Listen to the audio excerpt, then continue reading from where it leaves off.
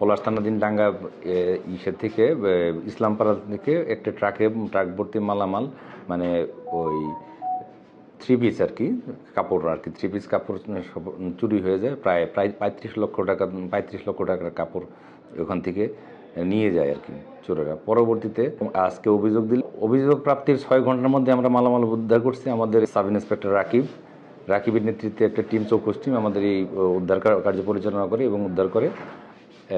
প্রায় 35 লক্ষ টাকার মালামাল হারানো গিয়েছিল। 35 লক্ষ টাকার পুরোপুরি মালামালগুলো উদ্ধার করা হয়েছে এবং যে ট্রাকের দিয়ে চুরি করা হয়েছিল সেই ট্রাকও জব্দ করা। এখন পর্যন্ত 2 জনকে গ্রেপ্তার করতে সক্ষম হয়েছি।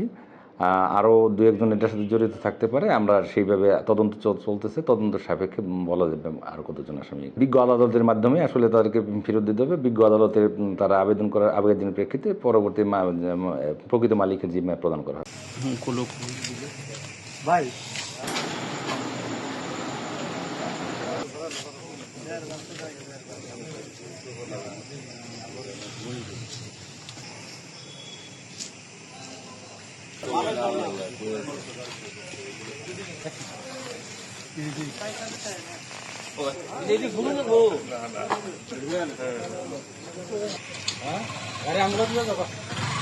গাড়ি ঠোক জায়গা হয় না।